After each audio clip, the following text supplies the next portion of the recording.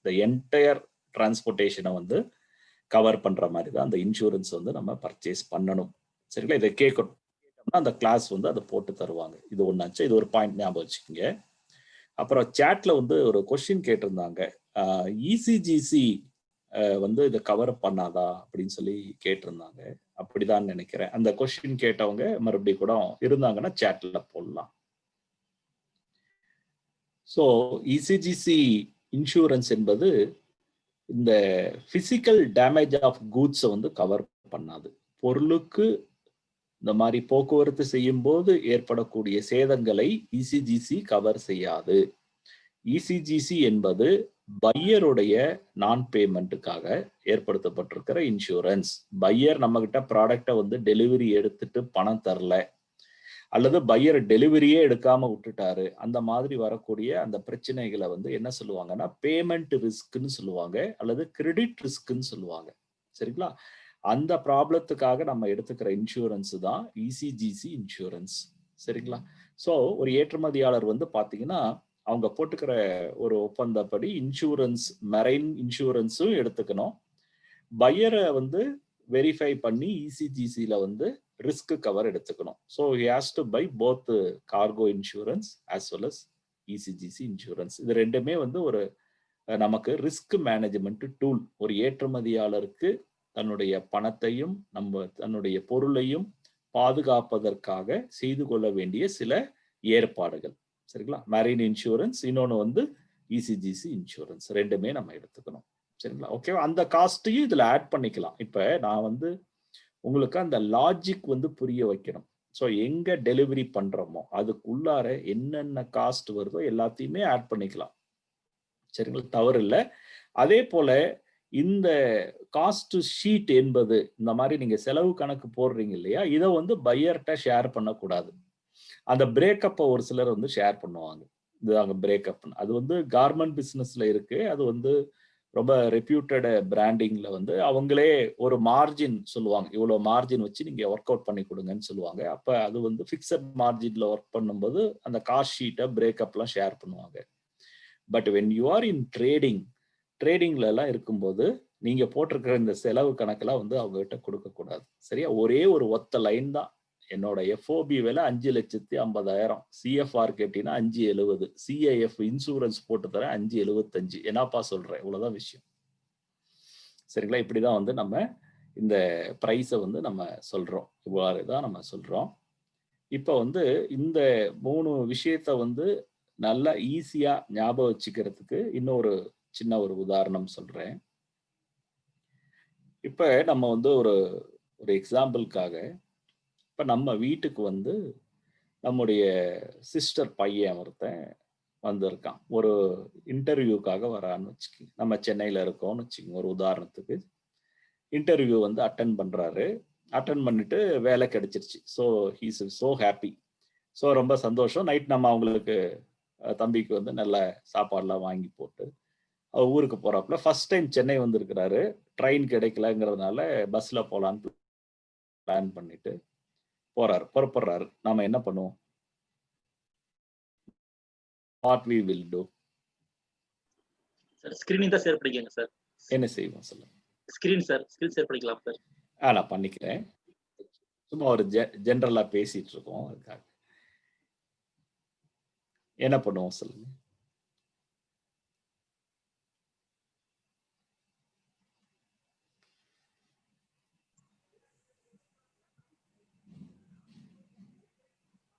Red பஸ்ல ticket இருக்கான்னு availability பார்ப்போம்.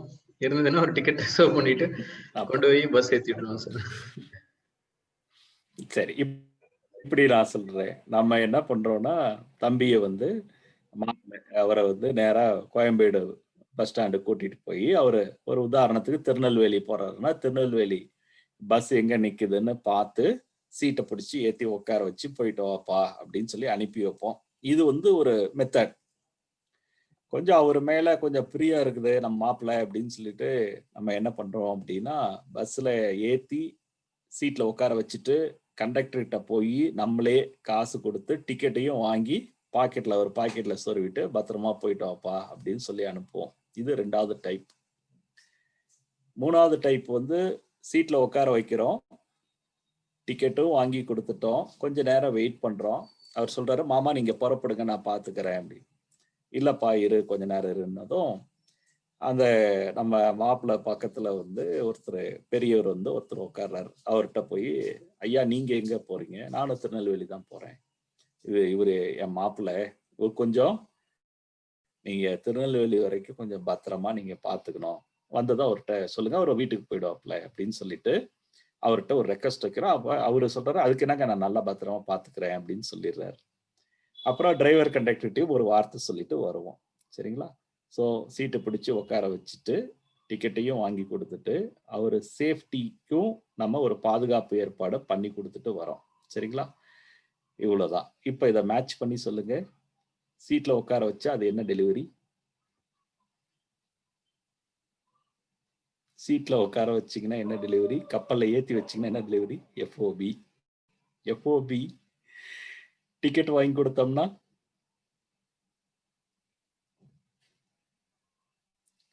பாதுகாப்பு ஏற்பாடும் பண்ணி கொடுத்தோம்னா CAF. Excellent, thank you, thanks for response. Suppose மாப்பிள்ள டெய்லி காலையில வந்துடுறாரு, டெய்லி இன்டர்வியூ அட்டன் பண்றாரு, டெய்லி தோத்து போயிடுறாரு, டெய்லி ஊருக்கு போறாரு. அப்ப மாமா நான் ஊருக்கு போறேன்னு சொல்றாரு, நம்ம என்ன பண்ணுவோம்?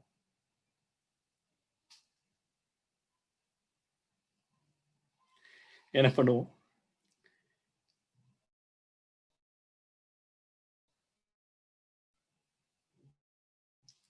போயிட்டாப்பான்னு சொல்லிடுவோம். சரியா? பாரு வெளியில போ, பஸ் வரும், அப்படியே ஏறி. சரியா? ஈஸியா புரிஞ்சிருச்சு உங்களுக்கு? This is the way you have to calculate the price, and also it helps you where you have to deliver the goods and what are all the expenses you have to bear. சரிங்களா? இது மாதிரி இருக்கு. இது ஒன்னாச்சா? இன்னொரு முக்கியமான point சொல்றேன். இந்த FOB, CFR and CIF, FOB, CFR, CIF இது மூணுலயுமே நம்மோட சேஃப்டின்னு சொன்னால அந்த ரிஸ்க் டிரான்ஸ்பர், அந்த பொருளை பத்திரமா ஒப்படைக்கிற பொறுப்பு வந்து நம்ம துறைமுகத்திலே முடிஞ்சு போயிடும். எஃப்ஓபியில ஏத்தி வச்சிடணும், அவ்வளவுதான். ஃப்ரைட் இன்சூரன்ஸ் அவங்க எடுத்துப்பாங்க. சிஎஃப்ஆர்ல லோட் பண்ணி கொடுத்துட்றோம், ஃப்ரைட் பே பண்ணிடுறோம், இன்சூரன்ஸ் அவங்க எடுத்துக்கணும். சரிங்களா? 2. மூணாவது, லோட் பண்றோம், ஃப்ரைட் பே பண்றோம், இன்சூரன்ஸும் நம்ம பர்ச்சேஸ் பண்றோம். But the insurance policy will be in the name of the buyer. அது இங்க வாங்கிக்கலாம். வாங்கிட்டு நம்ம வந்து அனுப்பி வச்சிடறோம். சரிங்களா? இந்த மூணுலயுமே சப்போஸ் நான் இப்ப நான் சொன்ன எக்ஸாம்பிள் வைக்கிறேன். சென்னையில இருந்து வண்டி கிளம்புது, விழுப்புரம் தாண்டதும் டீ குடிக்கிறதுக்காக டிரைவர் வந்து ஒரு நைட் ஹோட்டல்ல ஓரங்கட்டிட்டார். பேசஞ்சர்ஸ்ல இறங்கிடுறாங்க. நம்ம மாப்பிள்ளையே தூங்கிட்டே இறங்கி திரும்ப டீயை சாப்பிட்டுட்டு விழிச்சுக்கிட்டு ரொம்ப கரெக்டா வந்து சேலம் போற பஸ்ல ஏறி போயிட்டார். Are you responsible? Are you responsible? இதை அப்படியே மேட்ச் பண்ணுங்க. நீங்க வந்து என்ன பண்ணிருப்பீங்கன்னா, மாப்பிள்ளையை ஏத்தி விட்டு அக்காவுக்கு போன் பண்ணி சொல்லிருப்பீங்க, அக்கா மாப்பிள்ளைய வந்து திருநெல்வேலி பஸ்ல ஏத்திட்டேன், டிக்கெட் வாங்கி காலையில வந்து 7 மணிக்கு திருநெல்வேலி வந்துடும், பாத்துக்குங்கன்னு சொல்லிட்டோம். அதோட உங்க பொறுப்பு என்ன ஆயிடுச்சு? முடிஞ்சு போச்சு. So in FOB, CFR, CIF இது மூணுலயுமே நம்ம நாட்டுல, நம்ம சென்னை, தூத்துக்குடி, கொச்சி துறைமுகத்துல நிக்கிற கப்பல்ல சரக்கு ஏத்தி பத்திரமா வச்சுட்டீங்கன்னா சிஎஃப்ஆர்ல ஃப்ரைட் பே பண்ணணும், சிஏஎஃப்ல இன்சூரன்ஸ் சேர்த்து பே பண்ணணும். சரிங்களா? இது உங்களுக்கு புரிஞ்சிடுச்சா? தென் இன் அடிஷன் டு தட், இது ஒரு முக்கியமான பாயிண்ட். இந்த சிஎஃப்ஆர் அண்ட் சிஏஎஃப் கான்ட்ராக்ட் போடும்போது, சிஎஃப்ஆர் கான்ட்ராக்ட் போடும்போது, எஃப்ஓபி கான்ட்ராக்ட் போடும்போது, சிஏஎஃப்ல நம்ம இன்சூரன்ஸ் எடுத்துப்போம். அதை பத்தி இல்லை, திரும்பவும் சொல்றேன். எஃப்ஓபி, சிஎஃப்ஆர் ஒப்பந்தம் போடும்போது insurance changed by the buyer. சரியா? சாட்ல போடுறேன். In case of FOB and CFR contract அந்த மாதிரி கோட் போடும்போது கண்டிஷன், சேல் கண்டிஷன்ல insurance, cargo insurance has to be arranged by buyer-னு வெளிப்படையா நம்ம மென்ஷன் பண்ணணும்.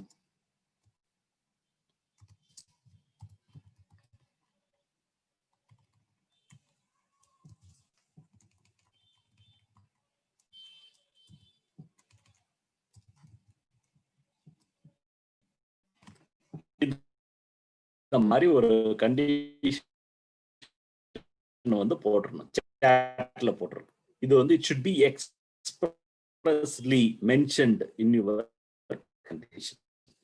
இந்த மாதிரி சமயத்துல FOB-ல தான் அந்த இன்சூரன்ஸ் அவங்க ஏத்துக்கணும். ரோடு டிரான்ஸ்போர்ட்டேஷன், லாரி இன்சூரன்ஸ் வந்து நம்ம எடுத்துக்கணுமானா ஆமா, அதுதான் நம்ம எடுத்துக்கணும். இந்த ஜெனரல் இன்சூரன்ஸ்ல இத என்டையர் டிரான்ஸ்போர்ட்டேஷனுக்கே வந்து நம்ம வந்து எடுத்துக்கலாம். CAF-ல ஃபுல்லா எடுத்துக்கலாம். FOB-ல வந்து அப் டு போர்ட் வரைக்கும் கூட நீங்க சரியா. அப்புறம் அடிஷனலா CFR பையர் தான் இன்சூரன்ஸ் எடுக்கணும்னாலும் கூட நம்ம வந்து விருப்பப்பட்டா இந்த இன்சூரன்ஸ் பாலிசியை நம்ம கவர் பண்ணிக்கலாம். we can also do that. சரியா? இது எப்படின்னா இதுக்கு ஒரு சின்னதா வந்து நம்ம ஒரு திரைப்படத்துல வந்து ஒரு நகைச்சுவை ஞாபகம் வச்சுக்கிங்க. இத நம்ம இவருன்னு நினைக்கிறேன், நம்ம மனசுக்கு பிடிச்ச வடிவேலுன்னு நினைக்கிறேன். அவங்க ஒரு பஸ்ல ஏறி போவாங்க. இதுக்கும் பஸ் தான். போயிட்டு அவரு சிங்கிளா தான் வந்திருப்பார், ஒத்தையா தான் வந்திருப்பாரு. போய் சீட்ல உட்காந்துப்பாரு. கண்டக்டர் வருவாரு. வரும்போது 2 டிக்கெட் கொடுங்க அப்படின்னு சொல்லிட்டு வாங்கிக்குவாரு. பக்கத்துல நம்ம பார்த்திபன் இருப்பாரு. ஏயா நீ ஒத்தையா தானே வந்த, எதுக்கு 2 டிக்கெட் வாங்குற?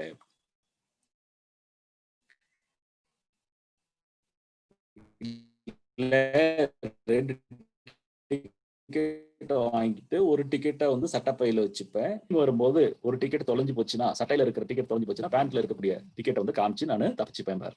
சரி, அந்த டிக்கெட் தொலைஞ்சு போச்சுன்னா நீ என்ன பண்ணுவ அப்படின்னு. அதுக்குதான் நான் மந்த்லி பாஸ் வாங்கி வச்சிருக்கேன் அப்படின்னு சொல்லுவார். Are able to understand? So அந்த மாதிரி CFR CAF-ல வந்து though buyer is required to take insurance, we can also cover the goods with insurance. ரொம்ப மோசத்திலேயே மோசமான ஒரு கேஸ்ல ஒரு சூழல் ஏற்பட்டால் நாம எடுத்திருக்கக்கூடிய இந்த இன்சூரன்ஸ் வந்து நம்மளுக்கு காப்பாற்றும். இது வந்து ஸ்பெஷல் கண்டிஜென்சி பாலிசி அப்படின்னு ஒன்று இருக்கு. கொஞ்சம் ப்ரீமியம் வந்து இது கம்மியா இருக்கும். சரியா? ஸ்பெஷல் கண்டிஜென்சி பாலிசின்னு சொல்லிட்டு இதெல்லாம் இருக்கு. இதெல்லாம் வந்து ஒரு அட்வான்ஸ்டா இது மாதிரிலாம் இருக்கு அப்படிங்கிறத நீங்க தெரிஞ்சுக்கணும். ஸோ அதுக்காக நான் சொன்னேன். ஓகேங்களா? இதுதான் வந்து FOB CFR CAF. ஸோ அப்போ நம்ம எப்போவுமே இந்த ப்ரைஸை வந்து நீங்க வாட்ஸ்அப்ல பையர்கிட்ட சேட் பண்ணும் போதோ, இல்லை மெயில்ல கம்யூனிகேட் பண்ணும் போதோ, இல்லை ஃபோன்ல பேசும்போதோ இந்த மாதிரி சொல்லணும். அவர் FOB சென்னை அந்த பிளேஸை சொல்லி price is $10 per kg. So இந்த மாதிரி அந்த FOB-ன்னு தனியா சொல்லாதீங்க, அந்த பிளேஸை சேர்த்து சொல்லுங்க.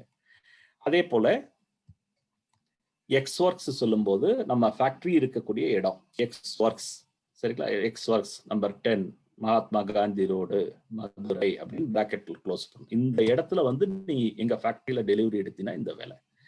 FOB சொல்லும்போது port of loading, CFR CAF சொல்லும்போது போர்ட் ஆஃப் டெஸ்டினேஷன் வந்து நம்ம சேர்த்து தான் சொல்லணும். அதாவது என்ன டேர்ம், எந்த இடத்துல டெலிவரி பண்றோம், இதை ரெண்டையும் சேர்த்து நம்ம சொல்லணும். தென் டாக்குமெண்டேஷன் பண்ணும்போது, கொட்டேஷன் போடும்போது, கான்ட்ராக்ட் போடும்போது, இன்வாய்ஸ்ல, பேக்கிங் லிஸ்ட்ல, அதுலலாம் வந்து நம்ம என்ன பண்ணணும் அப்படின்னா FOB சென்னைன்னு மட்டும் சொல்லாம அது பின்னாடி இந்த மாதிரி ஆட் பண்ணிக்கோங்க. இன்கோடர்ம்ஸ் 2020, அதாவது நான் கொடுத்திருக்கிறது இன்கோடர்ம்ஸ் 2020 பிரகாரம் FOB டெலிவரி நான் செய்கிறேன் அப்படின்னு இதுக்கு அர்த்தம். சரிங்களா? ஸோ FOBங்கிற அந்த டேர்ம் எங்க டெலிவரி பண்றோம், பின்னாடி இந்த இன்கோடர்ம்ஸ் 2020 நம்ம சேர்த்து கொடுக்கும்போது நாளைக்கு ஏதாவது ஒரு கன்ஃபியூஷன்ஸ் வந்துச்சு அப்படின்னா இது வந்து நம்மளை காப்பாற்றும். சின்ன சின்ன வார்த்தைகள் தான், பட் இதுக்கு ஒரு பெரிய ஒரு அர்த்தங்கள் இருக்கு, அதுக்குன்னு ஒரு சிக்னிஃபிகன்ஸ் இருக்கு. ஸோ அதுதான் இதுல இருக்கிற ஒரு விஷயம். ஸோ இதுல பார்த்தோம், இப்போ நம்ம X works, FOB CFR CAF பார்த்தோம். இது இல்லாம இந்த டேர்ம்ஸ் வந்து பொதுவா வாட்டர் மோடு டிரான்ஸ்போர்ட்டேஷன், அதாவது சி டிரான்ஸ்போர்ட்டேஷன், இன்லேண்ட் வாட்டர் வேஸ்ன்னு சொல்லுவாங்க. இந்த நாட்டுக்குள்ளேயே ஆறுகள் வழியாகவும் டிரான்ஸ்போர்ட்டேஷன் வந்து நடக்குது இல்லையா. ஸோ அதுக்கும் இந்த மோடை வந்து யூஸ் பண்ணலாம். இன்கோடெர்ம்ஸ் வந்து it is applicable for, you can use this for both international trade transaction as well as domestic trade transaction. நம்ம பயன்படுத்துறதுல but we can use that. அதுக்கு வந்து அந்த அப்ளிகேஷன்ஸ் வந்து இருக்கு. இப்போ நம்ம பார்த்ததுல FOB, CFR, CIF இது பார்த்தோம். இதுல ஒரு டேர்ம் வந்து நான் எக்ஸ்பிளைன் பண்ணல. FAS அப்படின்னு ஒண்ணு இருக்கு. FAS அப்படின்னா ஃப்ரீ அலாங்சைட் ஷிப் அப்படின்னு அர்த்தம்.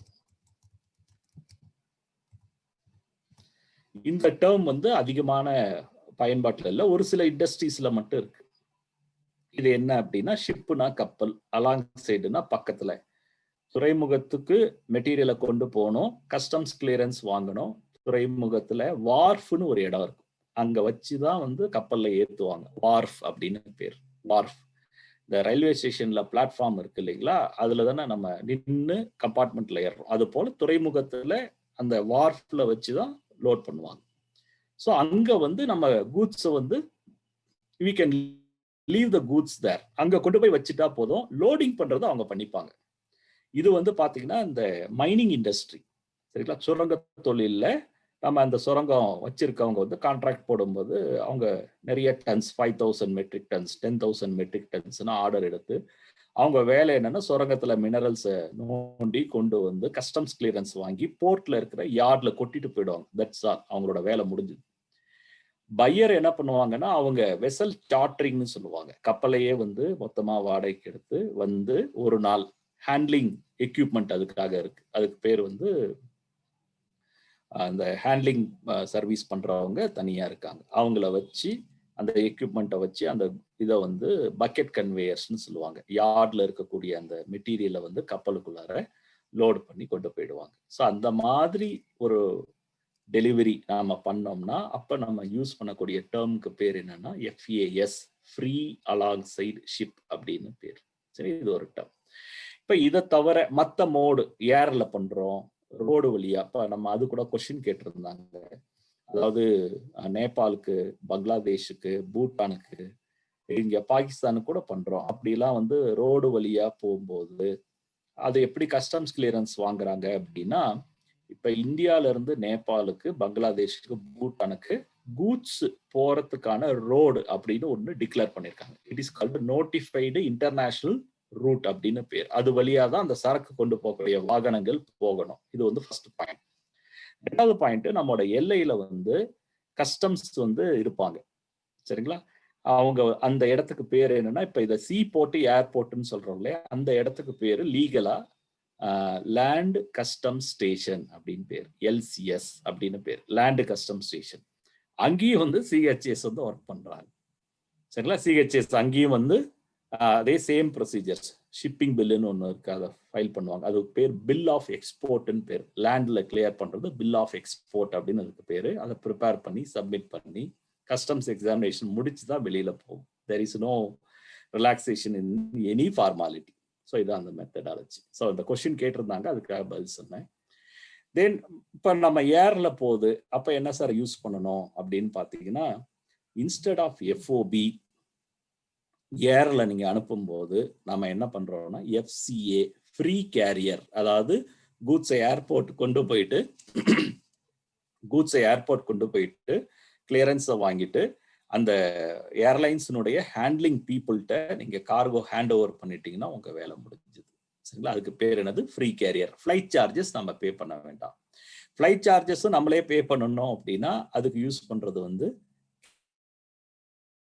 carriage paid to CPT, அதாவது CFR மாதிரி இதுல CPT, அவ்வளவுதான், வெரி சிம்பிள்.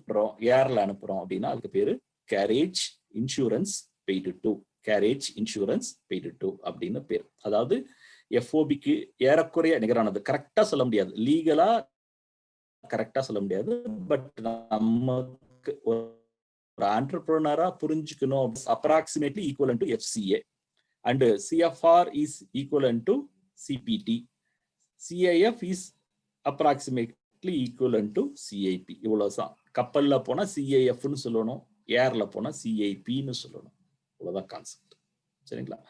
தென் இதுக்கு அடுத்தது நெக்ஸ்ட் வந்து பாத்தீங்கன்னா டிஏபி அப்படின்னு ஒண்ணு இருக்கு. இது என்னன்னா, இப்ப நான் சொன்னேன் சார் சிஏஎஃப்ல குழப்பமா இருக்கே சார், லோடும் நம்ம பண்ணணும்னு சொல்றீங்க, ஃப்ரைட் பே பண்ணணும்னு சொல்றீங்க, இன்சூரன்ஸ் நம்மளே தான் போடுறோம், ஆனா நம்ம ஊர்லயே நமக்கு பொறுப்பு முடிஞ்சிருதுன்னு சொல்றீங்களே, இதை ஏத்துக்கிற மாதிரி இல்லையே, கொஞ்சம் போறங்க.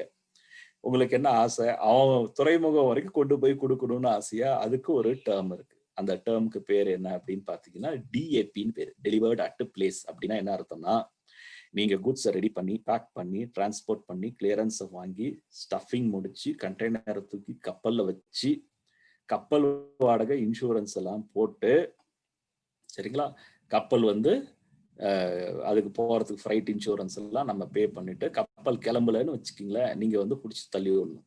பிடிச்சி தள்ளி விட்டு கப்பலை கிளப்பணும். போற வழியில கப்பல் நின்று போச்சுன்னா இறங்கி தள்ளி கொண்டு போய் கொழும்பு துறைமுகத்துல கொண்டு போய் சேர்க்கிற வரைக்கும் you are responsible. R able to understand? சரிங்களா? கொழும்பு துறைமுகம் வரைக்கும் வி ஆர் ரெஸ்பான்சிபிள். அதுக்கு நம்ம யூஸ் பண்ணக்கூடிய அந்த டேர்முக்கு பேர் என்னன்னா டிஏபின்னு பேர். அந்த டிஏபி பிளேஸ்ன்னு சொல்லிட்டாங்க, அது போர்ட்னு அவங்க சொல்லல, delivered at place. That place may be Colombo port or sometimes the place may be buyer warehouse. அவர் அந்த பையர் வேர் ஹவுஸ் பிளேஸை போட்டுட்டாருன்னா அங்க அன்லோடு பண்ணி லாரியை பிடிச்சி அந்த லாரி வாடகையும் பே பண்ணி கொண்டு போய் பையர் வேர் ஹவுஸ் கொண்டு போய் சேர்க்கிற வரைக்கும் நம்ம பொறுப்பு. அந்த மாதிரி என்டையர் சுமையையும் நம்ம தலையில கட்டிக்கணும்னு ஆசைப்பட்டீங்கன்னா அப்ப நீங்க போட வேண்டிய கான்ட்ராக்ட் வந்து டிஏபி. சரிங்களா? டிஏபி. ஓகேவா? தென் அதுக்கு அடுத்தது நெக்ஸ்ட் இதுதான் இந்த 2020ல ஒரு புதுசா இந்த டேர்மை வந்து இன்ட்ரடியூஸ் பண்ணாங்க. இப்ப நான் சொல்ல போறது delivered at place unloaded. Delivered at place unloaded அப்படின்னா என்ன அர்த்தம்னா, டிஏபில லாரி கொண்டு போய் நிறுத்தினா போதும். இதுல என்ன பண்ணணும்னா நம்மளே ஆளு கூலி கொடுத்து லாரியில இருக்க சரக்கை இறக்கி வச்சு கொடுக்கணும். You have to unload it and give it to the pier. You are responsible for that expenditure also. அந்த எக்ஸ்பான்ஷன் பாருங்களா, ரொம்ப கிளியரா பிடிக்கும். டெலிவர்ட் அட் பிளேஸ் அன்லோடட், இறக்கி வச்சு கொடுக்கணும். அப்ப அந்த காஸ்ட் நமக்கு வரும். சரிங்களா? தென் டிடிபி அப்படிங்கிறது டெலிவர்டு டியூட்டி பெய்டு. அதாவது ஃபாரின் கண்ட்ரியில ஸ்ரீலங்கால கஸ்டம்ஸுக்கு கட்ட வேண்டிய டியூட்டியையும் நம்மளே கட்டி அந்த செலவையும் பொருளோட விலையில சேர்த்து மொத்தமா பையர்கிட்ட வாங்கிக்கிற ஒரு மெத்தட். அதுக்கு பேர் என்னன்னா delivered duty paid. So all the things, all the responsibilities will be on the shoulders of exporters. எக்ஸ்வொர்க்ஸ்ங்கிறது மினிமம் ரெஸ்பான்சிபிலிட்டி. கோச்சர் ரெடி பண்ணுவேன், நீ எடுத்துட்டு போப்பா காசை கொடுத்துட்டு, அது எக்ஸ்வொர்க்ஸ். டிடிபிங்கிறது மேக்சிமம் ரெஸ்பான்சிபிலிட்டி. பையரோடைய குடோன்ல கொண்டு போய் கொடுக்குற வரைக்கும், அன்லோடு பண்ணி கொடுக்குற வரைக்கும் நம்ம தான் ரெஸ்பான்சிபிள். அதுக்கு தான் பேர் என்னன்னா டிடிபின்னு பேர். சரிங்களா? ஸோ இதுதான் வந்து இந்த இன்கோ டேர்ம்ஸ்ல இருக்குது. மேக்சிமம் நம்ம வந்து கொடுக்குற கோட் எல்லாமே சி டிரான்ஸ்போர்ட்டேஷனை பொறுத்த வரைக்கும் எஃப்ஓபி, சிஎஃப்ஆர், சிஏஎஃப் தான் வரும். அதே போல ஒரு பையர் ஃபர்ஸ்ட் ஒரு கொட்டேஷன் கேட்குறாங்கன்னா உங்களுக்கு எஃப்ஓபி இருந்தா எஃப்ஓபி கொடுங்க, இல்லைன்னா எக்ஸ்வொர்க்ஸ் கொடுங்க. கொடுத்த உடனே பையர் வந்து எனக்கு எஃப்ஓபி வேணும்னு ரிப்ளை பண்ணுவாங்க. பண்ணும்போது அந்த ஒரு கேப்ல நீங்க மற்றதெல்லாம் விசாரிச்சுட்டு you can calculate FOB and give it to them. சரிங்களா? சிஎஃப்ஆர், சிஏஎஃப் பொறுத்த வரைக்கும் பையர் கேட்கணும், எனக்கு இந்த போர்ட்டுக்கு சிஎஃப்ஆர் கொடுங்கன்னு போர்ட் நேம் கொடுத்தாதான் உங்களால ஃப்ரைட் விசாரிக்க முடியும். அந்த ப்ராக்டிக்கலா அதை திங்க் பண்ணி பாருங்க, உங்களுக்கு அது அண்டர்ஸ்டாண்ட் ஆகும். பையர் போர்ட் நேம் கொடுக்கலன்னா நம்மளால வந்து சிஎஃப்ஆர், சிஏஎஃப் எல்லாம் கொடுக்க முடியாது. ஸோ இந்த பாசிபிலிட்டி வந்து ரெண்டு தான் ஒரு எக்ஸ்போர்ட்டருக்கு. ஒன்று அவங்க எக்ஸ்வொர்க்ஸ் கொடுக்கலாம், அல்லது எஃப்ஓபி கொடுக்கலாம். ஏர் ஷிப்மெண்டா இருந்தா எஃப்சிஏ கொடுக்கலாம். இவ்வளவுதான் நம்ம செய்ய முடியும். சரியா? ஓகேவா?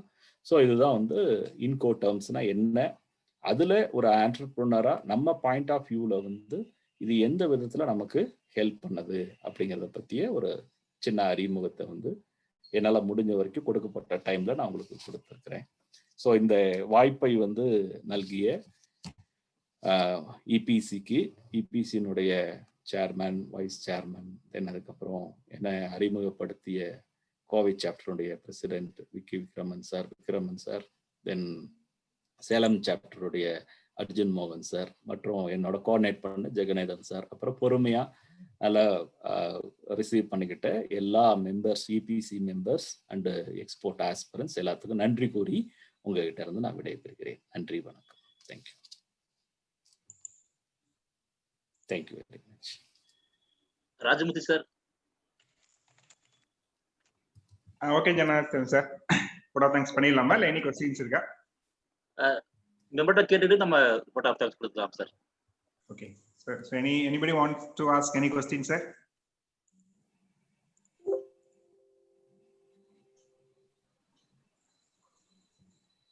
ஜவஹர் நீங்க பேசலாம் sir. Okay sir, good evening sir. கேக்குதா? Yes sir. கேக்குது sir. Yes sir, I am able to hear you. Okay, thank you sir. Sir ரொம்ப நல்லா இருந்தது உங்க செஷன். Thank you so much. ரொம்ப நிதானமா ரொம்ப அழகா எக்ஸ்பிளைன் பண்ணீங்க எல்லாத்தையும். Thank you sir. சார் எனக்கு ஒரே ஒரு டவுட் தான். நீங்க சொன்னீங்க இப்போ எஃப்ஓபிலையும் சிஎஃப்ஆர்லையும் cargo insurance has to be arranged by the buyer அப்படின்னு சொன்னீங்க.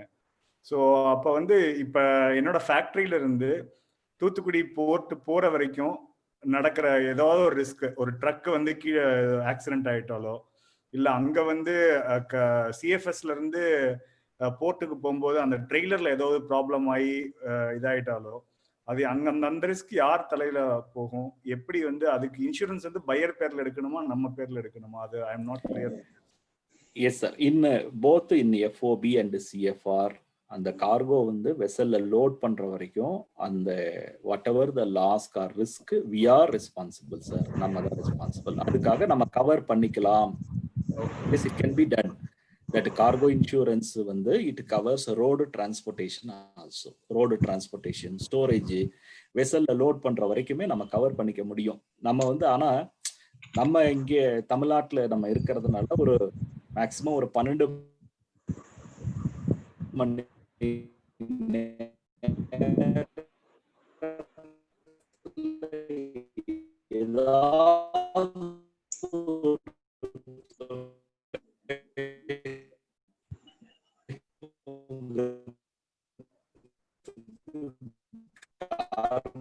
போய் கிளியர் ஆயிடுது. அதனால அதுல அவ்வளோக்கா வந்து கவனம் என்னன்னா நம்ம கவர் பண்ணிக்கலாம். அதுக்கு வந்து நம்ம அந்த இன்சூரன்ஸ் அவங்க மேனேஜர்ஸ்ட நம்ம பேசணும்னா ஈவன் டொமஸ்டிக் ட்ரேட்ல கூட வாட் எவர் த குட்ஸ் வந்து நம்ம வெளியில போகுதோ எல்லா இன்வாய்ஸும் வந்து ஆட்டோமேட்டிக்கா வந்து கவர் ஆகுற மாதிரி சில ப்ராடக்ட் இருக்கு. Based on the turnover ஒரு வருஷத்துக்கே வந்து அந்த காஸ்ட் ஆட் பண்ணுமா சார்? ஸோ ஒரு பிரீமியம் மாதிரி பே பண்ணிட்டோம்னா all dispatches, all the goods dispatched from தாராளமா ஆட் பண்ணிக்கலாம். அந்த காஸ்ட் ஆட் பண்ணிக்கலாம். நான் சிலதெல்லாம் இதுல கொண்டு வரல. ஸோ உங்களுக்கு அந்த ஒரு ஈஸியா புரியணுங்கிறதுக்காக லாஜிக்கலா நீங்க லோட் பண்ற வரைக்கும் ஆகிற எல்லா காஸ்ட்டுமே நீங்க ஆட் பண்ணிக்கலாம் சார். சே ஃபார் எக்ஸாம்பிள் இப்போ இந்த ப்ராடக்ட்ல வந்து சம்டைம்ஸ் வந்து பையர் வந்து குவாலிட்டி இன்ஸ்பெக்ஷன் சர்டிபிகேட் வேணும்னு கேட்பாங்க. அப்ப அந்த inspection charges, quality testing charges நம்ம ஆட் பண்ணணும். அது ஒரு செலவு ஆகும். அப்புறம் இப் சப்போஸ் வந்து இசிஜிசில நம்ம ப்ரீமியம் பே பண்ணுவோம், அதுவும் வந்து எக்ஸ்பெண்டிச்சர்ஸ் நம்ம ஃபேஸ் பண்றது. தென் அதுக்கு அடுத்தது வந்து பாத்தீங்க அப்படின்னா நம்ம சப்போஸ் இது ஃபினான்ஸ் வாங்கியிருக்கோம்னா அந்த இன்ட்ரெஸ்ட் சார்ஜஸ் ஒரு எக்ஸ்பெண்டிச்சர். இதெல்லாம் வந்து நல்லா வெளிப்படையா தெரியக்கூடிய சில காஸ்ட். இது இல்லாம நிறைய மிஸ்லேனியஸா ஒரு அன்அக்கௌண்டபிளா வந்து சில செலவுகள்லாம் வந்து இருக்கும். ஸோ அதெல்லாம் நம்ம கன்சிடர் பண்றோம். பட் அதெல்லாம் வந்து கொஞ்சம் சின்ன சின்ன செலவுகள். ஒரு மேஜர் ஹெட்னா இப்ப நம்ம பார்த்ததுதான்.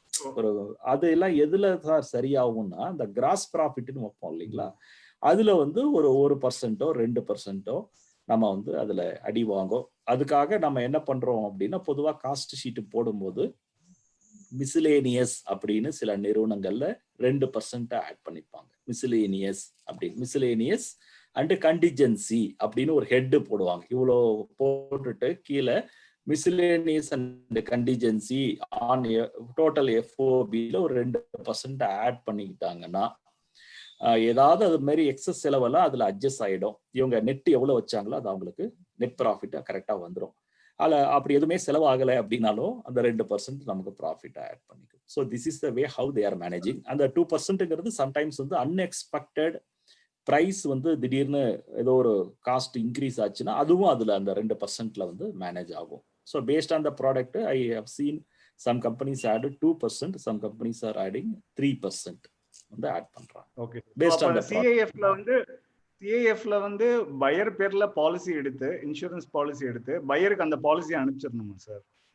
அது ஏதாவது ரிஸ்க் Yes. வந்தா அந்த பையர் வந்து அந்த ஷிப்பிங் கம்பெனியை கான்டாக்ட், இன்சூரன்ஸ் கம்பெனியை கான்டாக்ட் பண்ணி வாங்கிக்குவாரு. Yes sir, You don't have correct to sir. involve. நம்மளோட அப்சர்வேஷன் எஸ். Okay. நம்ம எந்த வேலையும் இல்லை, நம்ம லோட் பண்ணிட்டோமா, இப்ப இந்த சிஏஎஃப்ல நம்மளோட ரெஸ்பான்சிபிலிட்டி, லோடு பண்ணிட்டீங்களா, லோடு பண்ணும்போது கூட்ஸ் கரெக்டா இருந்ததா, எஸ் சார். ஃப்ரைட் பே பண்ணிட்டீங்களா, எஸ் சார். இன்சூரன்ஸ் பாலிசி நான் கேட்டபடி கவர் போட்டு கொடுத்தீங்களா, எஸ் சார், முடிஞ்சிச்சு. So we have all the rights to receive the money. So buyer தான் அந்த கூட்ஸ் டேமேஜ் ஆச்சுன்னா அவங்க அந்த பாலிசி இருக்கு இல்லைங்களா, அந்த பாலிசியே வந்து இட் இஸ் ஹேவிங் இன்டர்நேஷனல் கேரக்டர்னு சொல்லுவாங்க. இந்த ட்ரேடில் யூஸ் பண்ணக்கூடிய பாலிசி வந்து நாடு விட்டு நாடு வியாபாரம் பண்றவங்க தான் இந்த பாலிசி எடுக்கிறாங்க. அப்ப இந்த கம்பெனி வந்து அந்த பாலிசி இஷ்யூ பண்ணும்போது எந்த நாட்டுக்கு கொடுக்குறாங்க அப்படின்றத பார்த்துட்டு அந்த பாலிசியோட கீழே வந்து இப்படி ஒரு இன்ஃபர்மேஷன் மென்ஷன் ஆயிருக்கும். In case of any claims please contact அப்படின்னு பையரோட கண்ட்ரியில இந்த கம்பெனியினுடைய ரெப்ரசன்டேட்டிவோட நேமும் அட்ரஸும் வந்து அதுல போட்டிருக்கும் பாலிசியில. அப்போ அவங்களை அப்ரோச் பண்ணிப்பாங்க, சர்வே அரேஞ்ச் பண்ணிட்டு கிளைம் ப்ராசஸிங் வந்து அவங்க ஸ்டார்ட் பண்ணி what ever the claim insurance என்ன கொடுக்குறாங்களோ அதை அவங்க வாங்கிக்கணும். நம்ம பேமெண்ட்டை வந்து அவங்க ஸ்டாப் பண்றதுக்கு எந்த விதமான உரிமையும் கிடையாது. ஸோ அப்போ பையர் வந்து he will tell us எந்த இன்சூரன்ஸ் வாங்கணும் அப்படின்னு, எந்த கம்பெனில வாங்கணுங்கிறத வந்து பையரோட டிஸ்கஸ் பண்ணி அப்போ வாங்கணும் அந்த இன்சூரன்ஸ் இல்லையா சிஐஎஃப்ல. ஏன்னா இட்ஸ் தேர் இன்சூரன்ஸ், அவங்களோட சாய்ஸ் இல்லையா.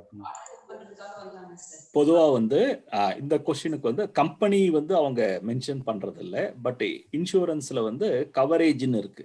இப்போ அது வந்து எப்படி சொல்லுவாங்கன்னா ஆல் ரிஸ்க் கவர்டு அப்படின்னு சொல்லுவாங்க. ஐசிசிஏன்னு ஒன்று இருக்கு, இன்ஸ்டிடியூட் கார்கோ கிளாஸஸ் ஏ, இன்ஸ்டிடியூட் கார்கோ கிளாஸஸ் பி அப்படின்னு இருக்கு. அதாவது எவ்வளோ கவர் பண்ணணும் இப்போ புரியணும் அப்படின்னா, இப்போ இதுல சொல்லுவாங்க இல்லைங்களா, நமக்கு ஹெல்த் இன்சூரன்ஸ் பாலிசியில இவ்வளோ ப்ரீமியம் கொஞ்சம் சேர்த்து கட்டினீங்கன்னா இந்த டிசீஸ்லாம் கவர் ஆகும், இந்த டிசீஸ்லாம் கவர் ஆகும். அந்த மாதிரி தான் இன்சூரன்ஸ்ல இது மாதிரி நிறைய கிளாஸஸ் இருக்கு. அதுல ஐசிசிஏன்னு சொல்லுவாங்க, நான் சேட்ல போடுறேன், அதை நோட் பண்ணிக்கோங்க. ஐசிசிஏ அப்படிங்கிறது ஆல் ரிஸ்க் கவர்டுன்னு சொல்லுவாங்க. இதுதான் வந்து மேக்சிமம் அவங்க கேட்பாங்க. ஐசிசிஏ பிளஸ் வார் அண்டு எஸ்ஆர்சிசி கிளாஸ் அப்படின்னு சொல்லுவாங்க. அதாவது ஐசிசிஏ வந்து இந்த நேச்சுரல் கெலாமிட்டி, ஹியூமன் எரரு இதெல்லாம் வந்து அது கவர் பண்ணும். பிளஸ் இதை தவிர வார் ரிஸ்க்னு சொல்லுவாங்க, அது எல்லா நாட்டிலையும் எல்லா சமயத்திலும் நடக்காது. ஸோ அதனால தேவைப்பட்டதுன்னா அந்த வார் ரிஸ்க் எடுத்துப்பாங்க. எஸ்ஆர்சிசிங்கிறது ஸ்ட்ரைக், ரயட், சிவில் கமோஷன் சொல்லுவாங்க, உள்நாட்டு குழப்பம். இந்த வண்டி உள்ளார போயிட்டு இருக்கும்போது ஏதோ ஒரு நடுவில் கலவரம் ஏற்பட்டு குட்ஸ் டேமேஜ் ஆகிறதுக்கு வாய்ப்பு இருக்கு. ஸோ அதுக்காக எடுத்துக்கிறது எஸ்ஆர்சிசி கிளாஸ்ன்னு சொல்லுவாங்க. இதை எடுத்துக்கிட்டோம்னா ஒரு மேஜர் ரிஸ்க் வந்து கவர் ஆகிடும். Okay sir, thanks. இது மாதிரி அவங்க மென்ஷன் பண்ணுவாங்க, இந்த மாதிரி எனக்கு பாலிசியில வந்து இந்த மாதிரி கவர் வேணும். அப்புறமேட்டு cover should start from consignor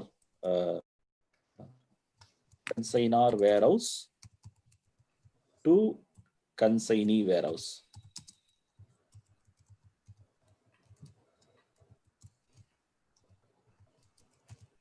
இது மாதிரி கேட்பாங்க. ஸோ இது மாதிரி இது ரெண்டும் கேட்பாங்க. ஸோ இது மாதிரி நம்ம கவர் பண்ணி கொடுக்கலாம். அதுக்கப்புறம் வேல்யூ வந்து பார்த்தீங்கன்னா இப்படி கேட்பாங்க. அதாவது இந்த நம்ம இன்சூரன்ஸோட வேல்யூ எவ்வளோ வேல்யூக்கு வந்து ப்ரீமியம் பே பண்ணணும் அப்படிங்கிறதுக்கு இப்படி கேட்பாங்க. CIF plus 10%. அதாவது எப்படின்னா இப்போ நமக்கு 5,70,000 ரூபாய் தானே சிஏஎஃப் வந்துச்சு இல்லைங்களா, அதுல ஒரு 57,000 சேர்த்துக்குங்க. 6,27,000 ரூபாய்க்கு ப்ரீமியம் பே பண்ணணும். அது எதுக்கு 10% சேர்த்து கேட்கறாங்கன்னா, நாளைக்கு ஏதாவது ஒரு கிளைம்னு ஆயிடுச்சுன்னா அதுக்கு ஒரு எக்ஸ்பென்சஸ் ஆகுது இல்லையா. That expenses why it happened because of the claim. So அதுவும் வந்து லாஸ் தான். ஸோ அதையும் கிளைம் பண்ணணுங்கிறதுக்காக அது மாதிரி வேல்யூ வந்து இந்த கார்கோ இன்சூரன்ஸ்ல ஆக்சுவல் வேல்யூவோட 10%ஓ 20%ஓ ஆட் பண்ணி அதை வேல்யூவா டிக்ளேர் பண்ணிட்டு ப்ரீமியம் வந்து கால்குலேட் பண்ணி பே பண்ண சொல்லுவாங்க. இது வந்து இன்சூரன்ஸ் பாலிசி வாங்குறதுக்கு அவங்க கொடுக்குற இன்ஸ்ட்ரக்ஷன் இப்படி இருக்கும். Okay sir, thanks a lot sir, thank you very much. சரிங்களா, ஸோ இதுதான் சார். பிபிடி க்ளோஸ் பண்ணிக்கலாம் sir. Thank you sir, thank you. Rajputhi sir, நீங்க வோட் ஆஃப் தேங்க்ஸ் கொடுக்கலாம் சார். அடுத்த மீட்டிங் ரெடியா இருக்காங்க சார், அதுக்காக. Okay sir. Thank you so much sir, Sivaraman sir. It's a very wonderful session and on behalf of EPC எல்லா சார்பா உங்களுக்கு மனமார்ந்த நன்றிகள். EPCயோட நீங்க நிறைய இன்டெகிரேட் ஆகி உங்களுடைய எதிர்காலத்துல நிறைய நீங்க உங்களுடைய நாலேஜ் எங்களோட ஷேர் பண்ணிக்கணும். குறிப்பா இந்த இன்கோ டேர்ம்ஸ் பத்தி சொல்லணும் அப்படின்னா, நீண்ட காலமா எனக்கு தெரிஞ்சு எக்ஸ்போர்ட்டர் இம்போர்ட்டர்ஸ் வந்து எனக்கு தெரிஞ்சு நான் சொல்றது எக்ஸ்போர்ட்டர் இம்போர்ட்டர் அந்த ஃபீல்ட்ல இருக்கிறவங்களுக்கே இன்கோடம்ஸ் பத்தி பெரிய கிளாரிட்டி இருக்காது. அவங்களுக்கு வந்து பேசிக்கா ஏதோ ஒரு எஃப்ஓபி அந்த மாதிரி ஒரு சில டேர்ம்ஸ்ல தவிர அதிகமா அவங்க தெரிஞ்சுக்கிறதுக்கு முயற்சி பண்றதா இல்லைன்னு நினைக்கிறேன் ஒரு பக்கம். இன்னொரு பக்கம் அவங்களுக்கு அதை புரியுற மாதிரி சொல்லி கொடுக்கறதுக்கும் சரியான ஒரு நபர்கள் இல்லை. அந்த வகையில உண்மையிலே இபிசி மெம்பர் எல்லாருமே ரொம்ப ஒரு ஃபார்ச்சுனேட் மெம்பர் நான் சொல்லுவேன். ஏன்னா இந்த செஷன் ஏன்னா ஒரு எக்ஸ்போர்ட் இம்போர்ட் பண்ணும்போது அதுல நாம ஏதோ எஃப்ஓபி பண்ண போறோம் இல்ல சிஏஎஃப் பண்ண போறோம்னா அதை மட்டும் தெரிஞ்சுக்க கூடாது, எல்லாத்தையும் தெரிஞ்சுக்கணும். ஏன்னா ஒரு நெகோசியேஷன்ஸ்ல பையருக்கும் நம்மளுக்கு வரும்போது பையர் ஏதோ ஒரு டேர்ம் கேட்டா அந்த டேர்ம் தெரியாதுன்னு பையர்ட்ட சொல்லக்கூடாது. அதை நம்ம ஏன் செய்ய முடியாது, என்னால ஏன் பண்ண முடியாதுன்னு நம்ம நெகோசியேட் பண்ற அளவுக்கா தெரிஞ்சுக்கணும்.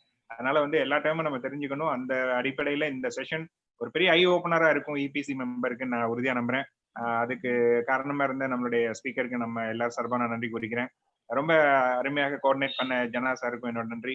அது மாதிரி இபிசி ஃபோரம்ஸ்ல இருக்கிற எல்லா சாப்டர் பிரசிடென்ட்ஸ், எல்லா GC members and on behalf of all of us, I would like to thank our chairman and our co-vice chairman Mr. Ramakrishnan sir, Muthu sir அவங்களுக்கும் இந்த மாதிரி நல்ல நல்ல ஸ்பீக்கர்ஸ் நம்மளோட பேனல் கொண்டு வந்ததுக்கு நான் என்னோட நன்றி தெரிவிச்சுக்கிறேன். நன்றி, வணக்கம். Thank you so much sir. Thank you sir. Thank you sir. Thank you sir. Thank you. Thank you sir. Thank you.